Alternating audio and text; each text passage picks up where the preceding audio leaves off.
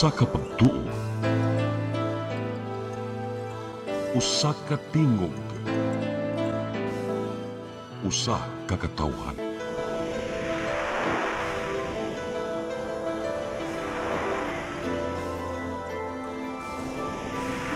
Cebu Catholic Television Network.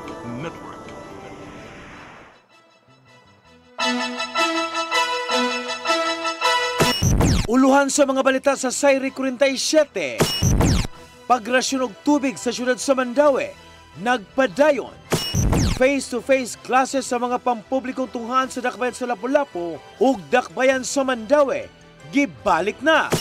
Pari, napalgan nga samdan sa liog, sud sa iyang kondominium sa barangay Mabulon ning Dakbayan sa Sugbo, patay. Police Colonel George Ilanan, bagong hepe sa kapulisan sa Dakbayan sa Sugbo. Sugbo, Kabisayan ug Mindanao, Pilipinas ug katawhan kutos maabot sa tong Sibya sa tibuok kalibutan mayong hapon.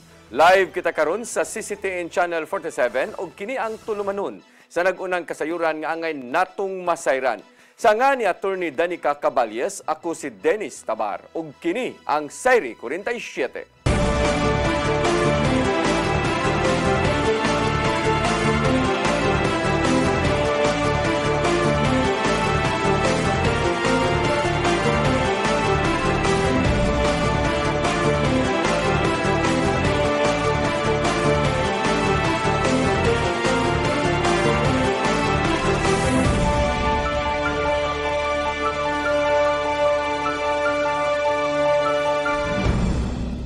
Ug karon sa kompletong detalye sa atong mga balita, supply sa tubig sa Mandaue City wa pahingpit nga nabalik gikan sa pag-igo sa bagyong Tino.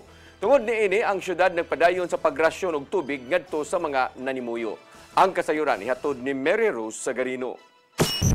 Nagpadayon ang pagrasyon sa tubig sa mga naapektuhang lugar sa bagyong Tino sa Dakbayan sa Mandaue. Matud ni Buddy Allen Ibanez, ang pangu sa City Disaster Risk Reduction and Management Office nga moabot na sa 99% nga nabalik ang kuryente sa Mandaue. Apan aduna gihapon pipila ka barangay ang wala pay supply sa tubig sama na lang sa barangay Umapad ug Paknaan.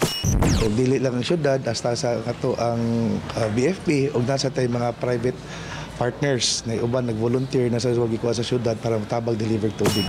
Sa tabang sa mga barangay, aduna legitino nga mga lugar o komunidad kung asa ipahigayon ang pagrasyon sa tubig matag adlaw. Itong gitan-aw ron is na uban area nga kailangan once a day, na uban twice a day. Depende ra gyud na siya sa atong natan-aw kay na may ubang areas gud nga nanay agas. Pero na si uban maski nanay agas mo lagi na hinay.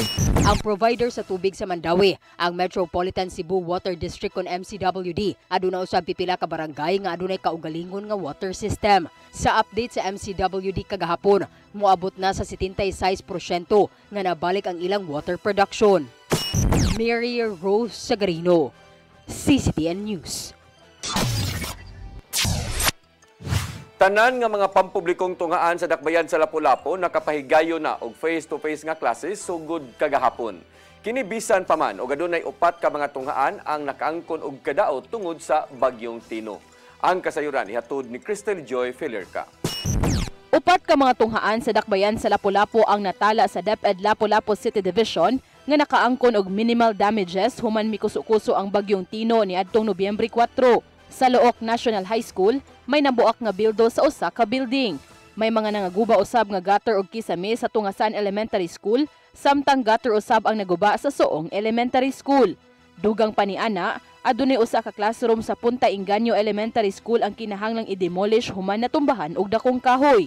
Apan taliwa niini, balik na sa face-to-face classes ang mga tinun-an kagahapong adlaw, human sa pila ka semana nga nag-modular learning tungod sa nasinating linog ug mga bagyo. Kini tungod kay nakita sa lokal nga kagamhanan og sa DepEd Lapu-Lapu City Division nga luwas na ang mga tunghaan para sa mga tinun-an ug mga magtutudlo. Gani sa pagbalik sa mga tinun-an kagahapong adlaw, gisugdan dayon ang duha ka adlaw nga third periodical test. Matod ni Dr. Marilyn Andales, ang Schools Division Superintendent sa DepEd Lapu-Lapu City Division, nga kinahanglan na nga mag-exam tungod kay niadtong buwan sa Oktubre pa unta ang schedule niini, apan sunod-sunod ang pagsuspenso sa klase tungod sa mga katalagman. Noon po pwede nga atong isakripisyo nga ari sila sa eskwelahan. Mahadlok po taan na we're just very happy nga kadtong paglinog wala gyud nga nakalas no nga mga kinabuhi sa kabataan. Ikumpirmar ni Dr. Andales nga tanan mga public schools ang nakapahigayon og face-to-face classes kagahapong adlaw. Tungod kay gipangitaan og paagi sa mga school heads sa mga apektadong mga tunghaan nga adunay magamit nga mga classrooms aron makaeskwela ang ilang mga tinun-an. Lakip usab sa napangitaan og paagi ang Science and Technology Education Center Constec nga una nang nihangyo ngadto ni Mayor Cindy Chan nga di sa unta magklase tungod kay wa pa sila'y kuryente og tubig. As per advice for classrooms nga katong dark, so nara may mga other classrooms kay not necessarily man pod nga ang whole population of the school nga moadto, it can be arranged man pod kay especially examination. Crystal Joy Filerca, CCTN News. Syudad sa Mandawi, mibalik na usab sa pagpahigayon og face-to-face nga classes alang sa mga pampublikong tunghaan. Adunay pipila ka mga nipahigayon og blended learning tungod kay doon pay nahabilin nga mga nagbakwit nga apektado sa bagyong Tino. Ang kasayuran ihatod ni Mary Rose Sagarino. Nakapahigayo na pagbalik og face-to-face classes ang sagad sa mga pampublikong tunghaan sa syudad sa Mandawi karong adlaw. Kasamtangang nag-review ang mga estudyante alang sa ilang exam sunod semana. Ang Mandawi adunay 48 ka mga pampubliko nga elementarya ug high school. Ang katong uban nga mga eskwelahan nga okay na jud, hawa na. Of course, prepared na sila. Alam ko na to. Katong na pa-evacuate so far. Of course, mag-adjust lang atong mga learners no sa mga room nga bakante katong gamit sa evacuation center. Na pa mga evacuees gigapagamit na sa nato nila. Hinuon matod sa DepEd nga adunay dili mo minus nga 7 ka tunghaan ang nag-blended learning tungod aduna pay nagpabilin nga namakwit tungod ni bagyong Tino. Kini naglakip sa barangay Tingob ug Umapad mga labing naapektaran sa bagyo. Sa palisiya sa DepEd, ang mga tunghaan mahimong evacuation center sud sa 15 ka adlaw. Apan ang Mandawi gikatakda nga mopasa og suwat sa DepEd Region 7 nga maka-extend sa pagpuyo sa ubang ng bakwit. Hilabi na ang totally washed out nga mga panimay. Schools o to those barangay nga napagyo dabi nga na-wash out. O ingon sila nga they will write the letter to the RD for the extension, but karon at present wala pa may kadawat og letter from them. Dugang pa ni Espina nga sa kinatibukan, wala rin natala nga mga nadaot nga eskwelahan tungod sa bagyo. Mary Rose Sagarino, CCTN News. Mga supermarket sa Sugbo ni patuman og price freeze nga maoy direktiba sa Department of Trade and Industry. May pahinumdom ang kalihim sa uban nga mga dagkong tindahan nga ipabilin ang suggested retail price sa mga palaliton. Ang kasayuran ihatod ni Gian Navarro. May pahigayon og inspeksyon ng Department of Trade and Industry sa mga supermarket sa grocery sa Sugbo aron pagsusi sa presyo sa mga nag-unang palaliton karon. Mismong si Secretary Cristina Aldeguer Roque ang nagpakisusi sa matag section kung nasulod ba sa suggested retail price ang mga gipamaligya. Kadaghanan sa mga presyo sa mga nagunang palaliton gikan sa dilata hangtod sa Noche Buena products nituman usab sa gitakdan niya nga SRP gikan sa DTI. Subay kini sa gipatumang price freeze sulod lang sa 60 ka adlaw lukop nasod pinasubay sa mga lagda gikan sa Price Act. Although may mga ibang items na nagtaas ng presyo, marami pa pong items ang hindi nagtaas. Let's say like sa ham, halos lahat ng ham nag-maintain ng price nila. Meron din ibang brand nag-increase ng konti. Pero most within the range lang po yan ng 1 to 6%. Pero karamihan po are the same price set by the DTI upon the instructions of the President na dapat wala po tayong price increase for basic necessities and prime commodities. Hinungdan nga lakip sa gipagsusi ni Roque ang mga supermarkets dinhi sa Sugbo human nga nihaguman sa syudad ug kalungsuran ang grabing krisis tungod sa linog ug bagyo.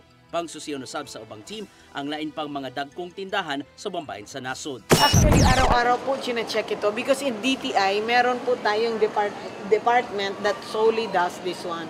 Ito lang po ang ginagawa ng department na yon. Actually, that's the Consumer Protection and Fair Trade Department. Yun lang po ang ginagawa nila to check the prices of basic necessities and prime commodities. Duman sa DTI ang mga kadagkuan sa ubang supermarkets nga tumanon sa kanunay ang price freeze hangtod nga malibkas kini sa gobyerno. Aron masiguro nga ana sa saktong presyo ang matag palaliton. I-check lang sa website sa DTI o di baka sa ilang social media pages. The DTI will really enforce the rule of law sa kanila. So depende po sa violation nila, doon po natin malalaman kung ano pong parusa ipapataw sa kanila. But definitely there will be. CCTN News. Presidente Bongbong Marcos Jr. naninguha nga mapreso ang tanan nga mga nalambigit sa flood control scandal sa dili pa ang adlaw sa Pasko. Anaa sa 37 ka mga tao ang posibleng mapasakaan og kaso subay na sa nagpadayong investigasyon. Ang kasayuran ihatod pagbalik ni Gian Navarro. Dili gyud Mary ang Pasko alang sa mga politiko ug ubang nalambigit sa Ghost Flood Control Project Sky. Mapriso gyud sila sa ding madugay.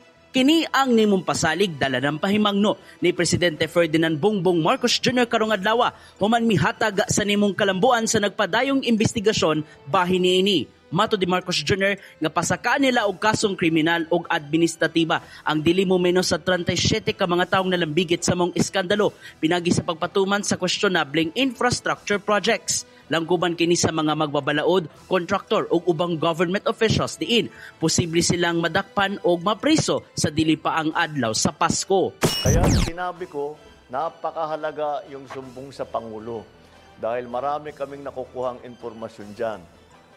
So, pagpatuloy ninyo yung inyong pagsumbong.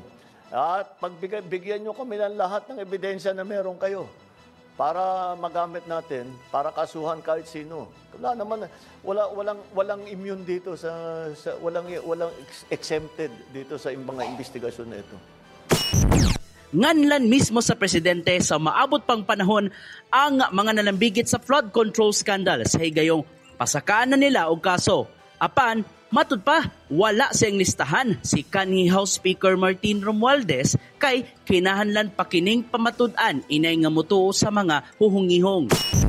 I don't think so because no the only evidence that has been made against him is in the Senate. So I don't know. No, with the speaker, no. Not as yet. Not as yet. If something else comes out, then he might have to be answerable for something. Nakabawi na ang Malacañang og kapin 18 bilyones pesos ka kantidad sa mga kaptangan gikan sa mga nalambigit sa korupsyon. Maong naninguha ang gobyerno nga mabalik pa sa ilaha ang dugang pang mga nawalang pondo pinagi sa multang ipahamtang pagbawi sa dugang pang assets ug daghan pa. Gian Navarro, CCTN News. Why problema alang sa Cebu City Legal Office ang pagpatuman sa Mayor of the Night nga initiative sa kagamanan sa syudad sa Sugbo. Matud sa ilang memorandum niadtong Oktubre 27. Nahimo nga makasud ang syudad usa-usa ka list of contract aron magbaton og opisina sa IT Park sa Barangay Lahug. Nasayran nga gastuhan kini sa syudad og 12 milyones ka pesos aron ibutang ang mga mahinungdanon nga mga departamento og ahensya sa gobyerno sa maong opisina. Abli ang buhatan sa Cebu City Government 24 oras ngadto sa mga narabaho o gabii aron makapahimo sa mga serbisyo gikan sa gobyerno. Pirmado na ni Mayor Nestor Archibal ang Executive Order 27 alang sa Mayor of the Night ug lauman nga masugdan sa gikatakdang panahon.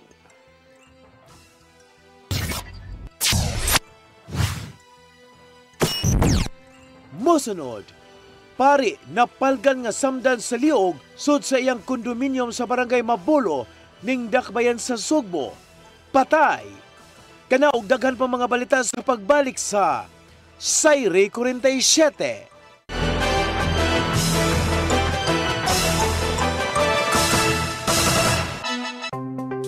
Discover the beauty of the Philippines.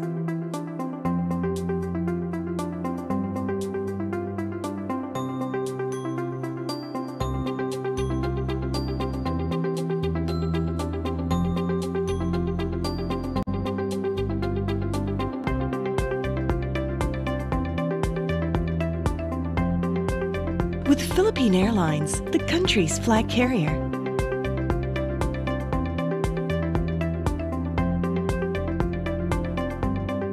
the airline that lets you feel the warmth of the nation.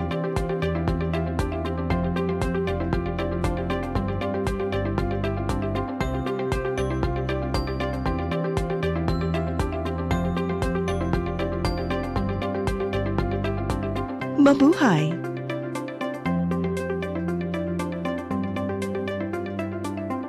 PRO7 Action Files.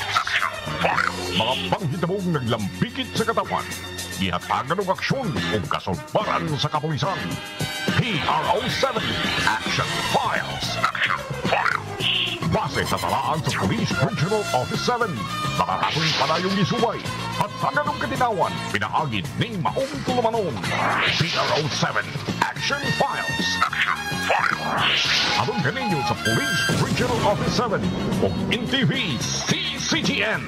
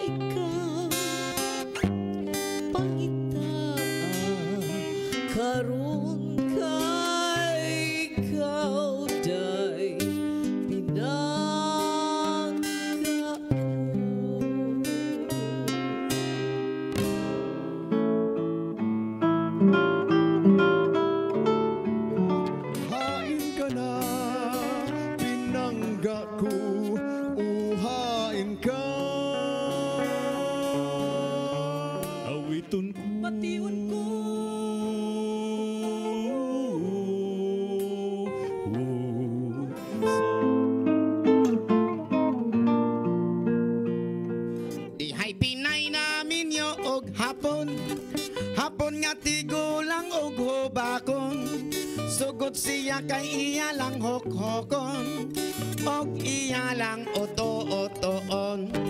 Ay pas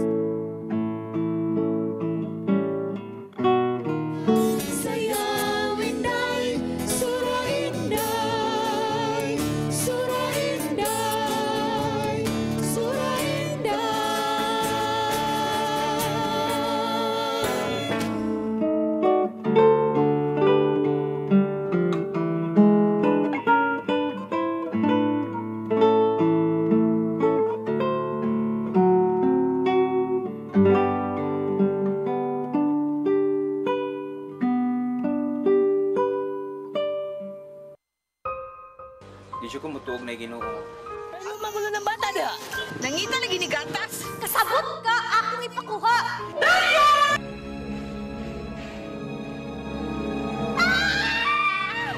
Ug naa sa unang Timoteo 3:15 nga ang iglesia sa buhi nga Dios mao iyang panimalay ug mao ang haligi ug sukaranan sa kamatuoran. Mayo! Asa tayo? May hatag lang unta kong gatas para sa inyong anak. Basin kadahong ka nga ikaw ang gwapa sa tibok kalibutan. Unsay reparation, Monsignor? Buhi kag laing bata aron mabayran ang imuhang nahimo nga dakong kasalanan.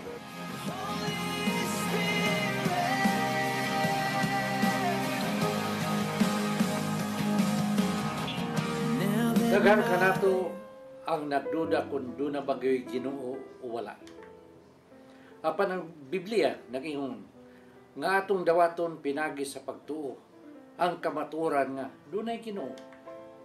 Sa Hebreo 11:6 nag-ingon, walay makaphimot sa Dios kung walay pagtuo. I came for you.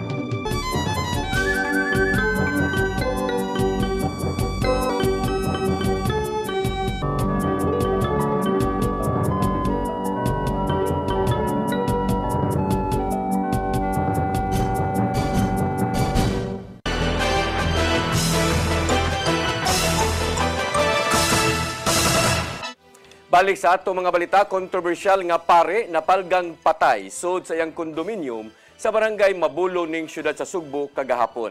Gipailaom na sa kapulisan ang ilang investigasyon kung gipalawman sa kapulisan ang ilang investigasyon kung doon na ba'y foul play ang mao nga kamatayon.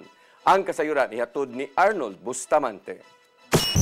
Napalga na lang nga samaran sa liog o ganaligo na sa iyang kaugalingong dugo ang 68 anyos nga pari sa sulod sa iyang lawak sa Kundo Unit sa barangay Mabulo sa siyudad sa Sugbo. Alas 10:40 kagahapon sa buntag. Ang biktima giila nga si Decoroso Urban Olmilia, kasamtangan nga nagpuyo sa St. Teresa Child of Jesus Parish sa barangay Lahog sa Dakbayan Sugbo. Unang nakadawat og tawag sa telepono ang Mabulo Police Station nga dunay tao nga samaran sa sulod sa lawak sa usa ka Kundo Unit sa barangay Mabulo nga unang gituan nga nagkutlo sa kinabuhi. Daling miresponde ang mga personel sa Mabulo Police Station na gilang naabtan ang biktima nga naghigda na sa sofa nga nagbanaw ang dugo sa salog nga dunay dakong samad sa liog gamit ang kutsilyo. Nanawagdayon og medical personnel ang kapulisan sa Mabulo apan sa paghiling sa lawas niini wala na kini vital sign o gidala sa pribadong tambalanan didto siya gideklara nga patay. Ang kapulisan sa Mabulo sa pagpangulo sa hipin ini nga si Police Major Eric Hingoyon mipalahom karon sa daghang investigasyon kung wala by foul play ang kamatayon sa biktimang pari.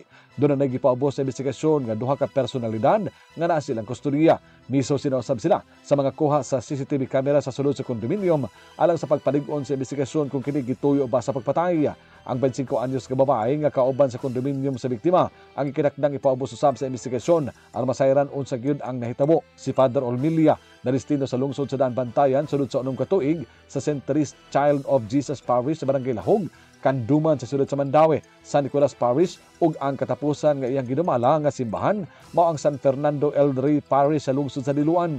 Nahimong kontrobersyal ang mga pari human na bilanggo sa Kanduman Police Station tungod sa ang pagdapat sa 15 anyos nga anak sa iyang kusinira sa simbahan itong Disyembre 26, 2018. Nasuko matod pa ang mga pari sa diha wala mapakaon sa mata ang iyang iro nga labrador nga tungod ani iya kining gidapatan og dili lang matod pa kini makausag gihimo sa mga pari. Si Father Olmilia gikiha sa inahan sa kanapasan sa Republic Act 7610 kon Special Protection of Children Against Abuse, Exploitation and Discrimination Act.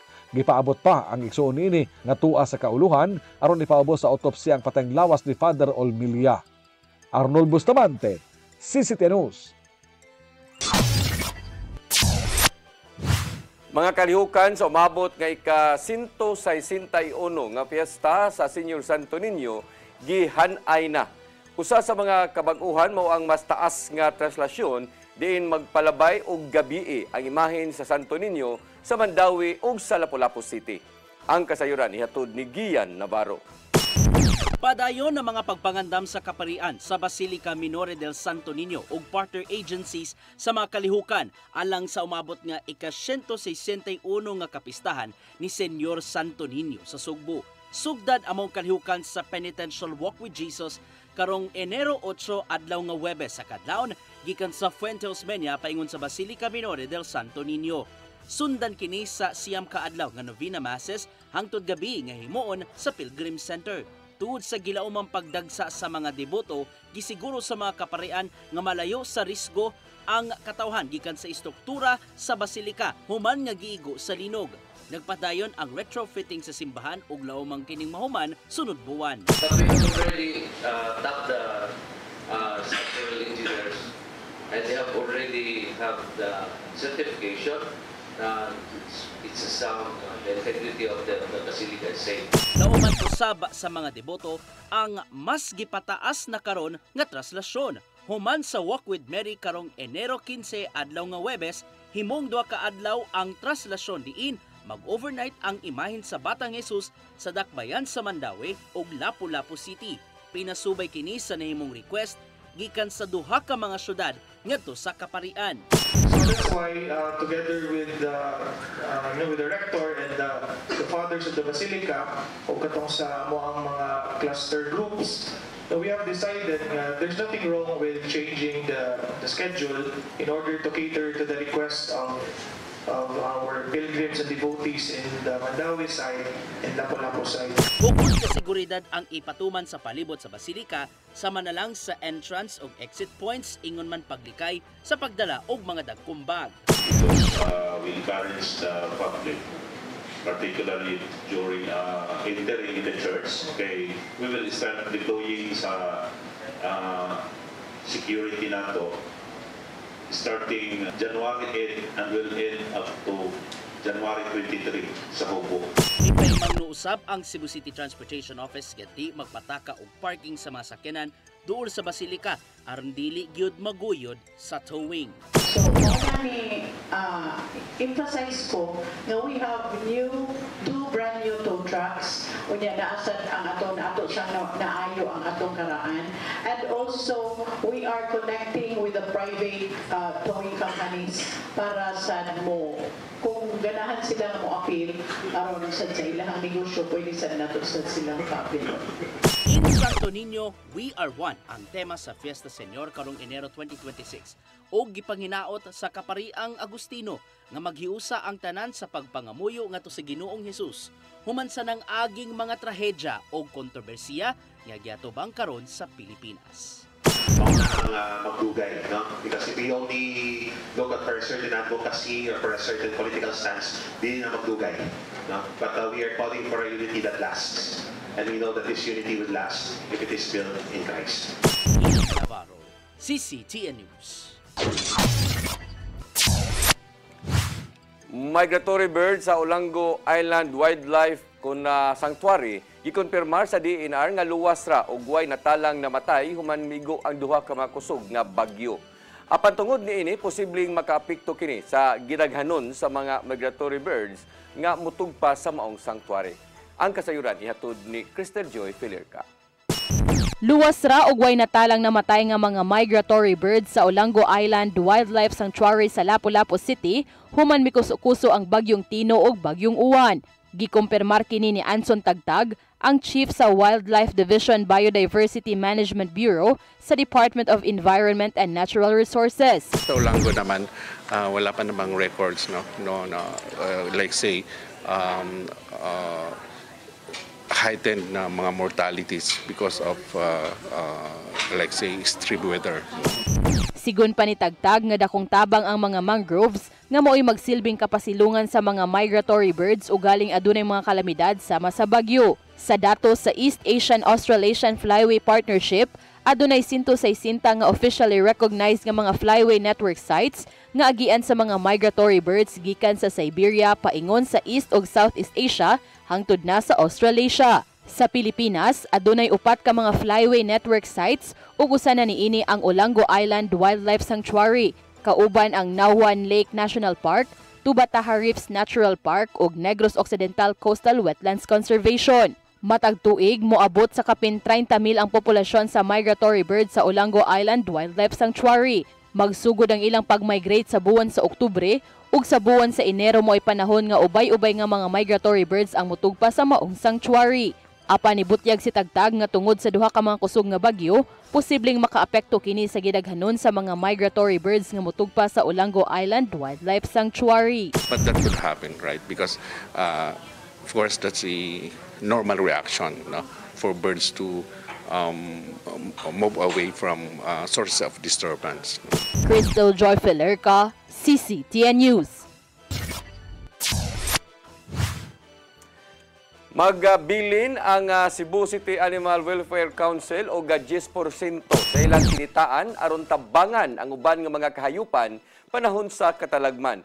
Nagagikan sa nga ang bahin sa pundo sa pet registration sa syudad. Nakahipos ang Department of Veterinary Medicine and Fisheries og 6.2 milyones ka pesos nga kita gikan sa mga kahayupan nga nagagiparehistro diha sa ilang buhatan. Pasabot niini nga gamiton ang kapin 620 mil ka pesos aron nga pagkusgan pa ang pagatiman sa mga hayop nga napiktuhan gikan sa mga niaging mga trahedya. Gipasabot ni DBMF Head Dr. Alice Utlang nga tuyong nahukman sa Animal Welfare Council sa syudad ang maong lakang atol sa nakalabay nila nga meeting.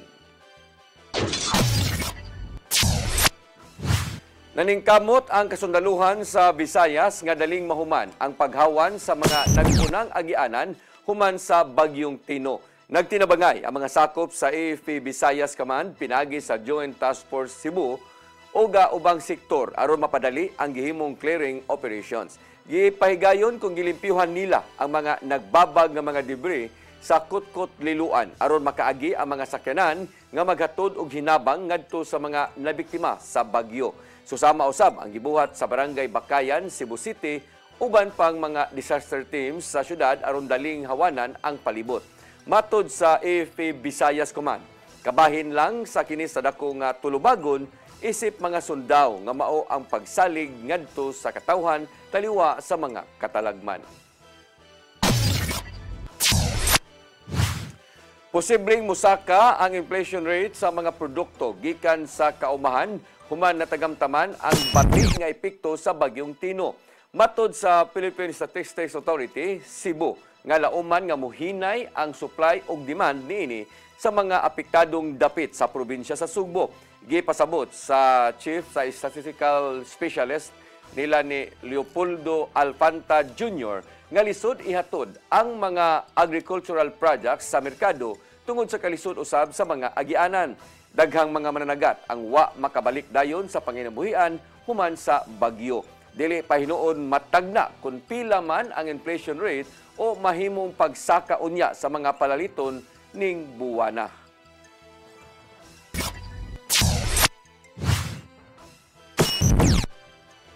Mosunod, Police Colonel George Ilanan, bagong hepe sa kapulisan sa Dakbayan sa Sugbo. Kana og daghan pang mga balita sa pagbalik sa Sayri 47.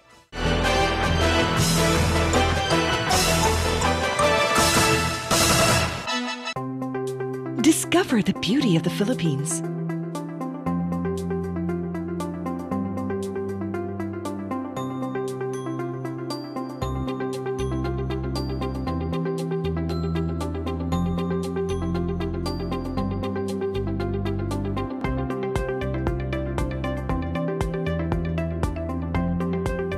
With Philippine Airlines, the country's flag carrier.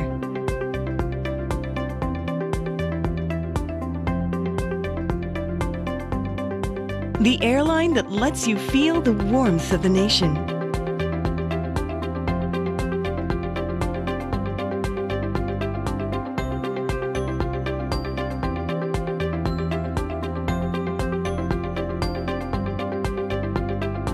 Mabuhay!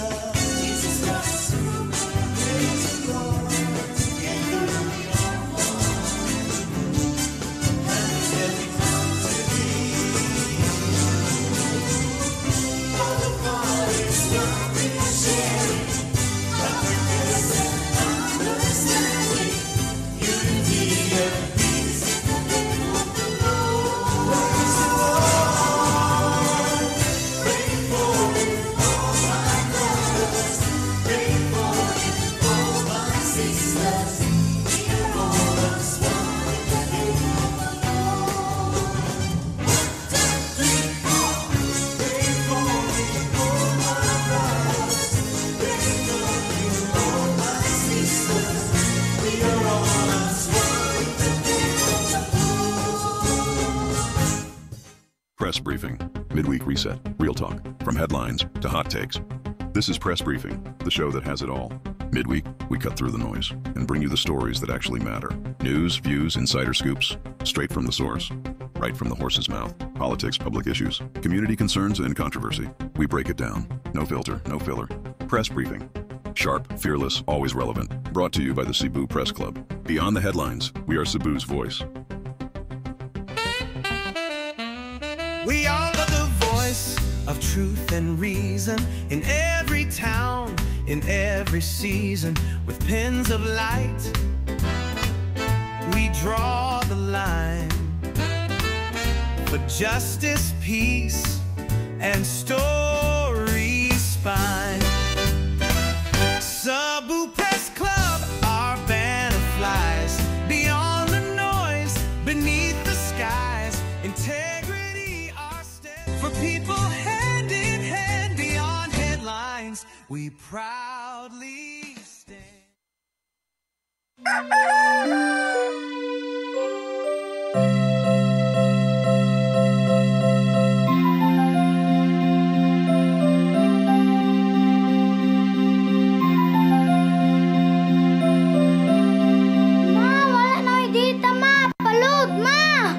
Sorry ma'am, na-late ko. Nangita pa mong gugo para internet sa kong anak, ma'am. Ay, wala na yung problema. Pag Sinisibu! Sinisibu! Sinisibu! For your internet connection And for the signal of your cable TV. so fast and straight, the transmission to your home. Sinisibu! Sinisibu! Sinisibu! Offers you to have fiber optics For your viewing experience, perfect and clear so far. so great and affordable for you to enjoy. Sinisibu!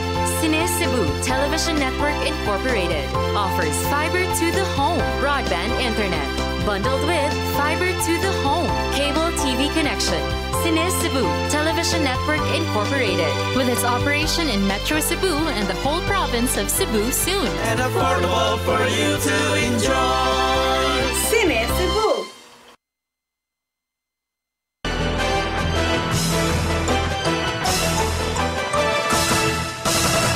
Balik sa ato mga balita, bag-o na ang hipi sa kapulisan sa Dakbayan sa Sugbo, human hulipi sa katungdanan si Police Colonel Enrico Figueroa. Ang gitudlo nga mangulo sa Cebu City Police Office mauna ang Sugbuanon nga si Police Colonel George Ilanan. Ang kasayuran ihatod ni Arnold Bustamante. Gihulipan sa katungdanan sa Campo Crame ang hepe sa Cebu City Police Office nga si Police Colonel Enrico Figueroa, diin ang mupuli kaniya mao si Police Colonel George Ilanan, ang kani Regional Chief sa Regional Civil Security Unit. Ang Campo Crame may pagawas og kamanduan pagparilibot kang Figueroa pinitsahan nitong Nobyembre 12, 2025 apan wala pa hingpit nga makapagawas og order ang Police Regional Office 7 alang sa formal nga paglingkod sa katungdanan ni Ilanan. Apan usa sa mga kasaligang tinubdan sa Piero 7 ni Butchag nga si Figueroa mo'y muhulip sa pwesto ni Police Colonel Antonieto Cañete, isip Regional Chief of the Directorial Staff. Samtang si Cañete ang gitudlo ni Police Brigadier General Rodrigo Maranan nga mangulo sa kapulisan sa syudad sa Lapu-Lapu. Si Figueroa sakop sa Philippine National Police Academy Class of 1999 ug milingkod ni nga hepe sa kapulisan sa syudad sa Sugbo niadtong Enero 13, 2025. Dinihang gihulipan si Police Colonel Antonieto Cañete samtang nakaduol na ang sinulog. Samtang si Ilanan sakop sa PNP Class of 2002 din dili na bag-o kaniya ang CCPO sanglit usa kini kasugboanon ug dinhi usab na destino sa taas nga panahon sa wala pa mabalhin sa laing nga rehiyon panahon sa Duterte administration. Si Ilanan ang gipili ni Cebu City Mayor Nestor Archibal ug Konsehal Paul Labra II nga kanhi usab Police General nga mao'y mangulo sa kapulisan sa siyudad sa Sugbo. Arnold Bustamante, CCT News. Nakigtambayayong ang Department of Human Settlement and Urban Development dinhi sa Rion 7 sa lokal nga kagmahanan sa Mandaue. Kinaron mapaspasan ang pagtukod sa bayanihan housing para sa mga pamilya nga naugtangan og panimay tungod sa Bagyong Tino. May klaro ang DHSUD nga aron masiguro nga ngayan og patas ang pagpanghatag, ipahigayon ang assessment ug validation sa matag pamilya nga naapil sa listahan sa totally damaged homes. Sa inisyal nga validation sa Mandawi, moabot og kapin 1,500 ka mga totally damaged nga mga panimay.